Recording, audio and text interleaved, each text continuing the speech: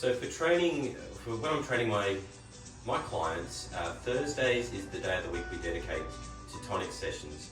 A tonic session is something that is going to make you feel good, stretch out, work on mobility, work on original strength resets.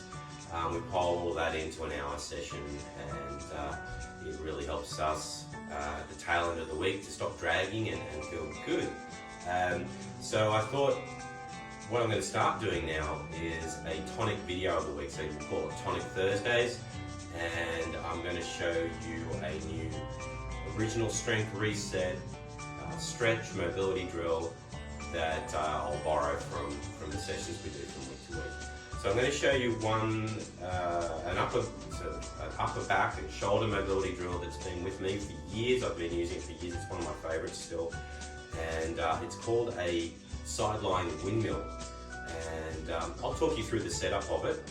And I would recommend a foam roller is going to be useful for you, and you'll see why in a second. Essentially, for the setup though, you're going to lay on your side. Okay, so we've got basically a fairly straight body at this point, and then we're going to put the foam roll in front of you so that you can place the top knee onto the roll. So the only really reason we need to roll there is because what I'm trying to achieve is to get my hips stacked vertically. If the roll isn't there, then it's very difficult for me to get this hip directly on top of that hip because the knee goes to the ground and so on. So that's really the only reason we use this prop. You could use a couple of pillows, a book, yoga block, it doesn't really matter. So it doesn't have to be a foam roll. But what you're aiming to get is that your hips are vertically stacked, okay? So once the knee is up on the roll, the second part of that is we want to make sure that the knee is relatively higher than the hip. So the leg will want to trail down this way more than likely throughout the course of the stretch, but what you want to do is set it up so that your knee is closer to your head than your hip is, if that makes sense. Now, we've got a straight line with the lower part of my body. The hand on the bottom here is pointing, if it's 12 o'clock above my head on an imaginary clock, we're pointing it directly to 3, okay? I'm going to place the other hand on top of it, and then what I'm going to do is internally rotate it. So I'm turning it upside down so that the pinky is on the top and then thumbs down towards my feet. And then from there what I'm going to do is reach. So I'm trying to pop this shoulder out of the socket a little bit to get a little bit of extra movement from there.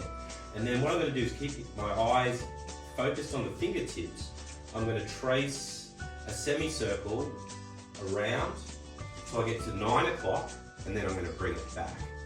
Now, I'm going to try to keep my fingers in contact with the ground. I don't know if I can, to be honest, but if I can, that's the goal. But you may find that at certain points through the stretch that your hand comes, even up to a foot off the floor. That's fine. You don't want to go into pain, so it's just working with whatever mobility your body has on the day. So what it looks like then, okay, hands at 3, place this one on top. I'm going to internally rotate it so the pinky is going to be leading this semicircle. I'm going to reach, and I'm going to continue to reach and watch my fingertips all the way around. I continue to reach until I get to 9 o'clock, and then I'd bring it back. And then I would repeat that, I would say about 5 times before I switch to the other side. So just one more time, hands at 3 o'clock. This leg is going to be up on the foam roller, hips stacked vertically, and this knee is going to be higher relative to my hip, okay? Internally rotate, reach, and come all the way around to 9 o'clock, and then back again.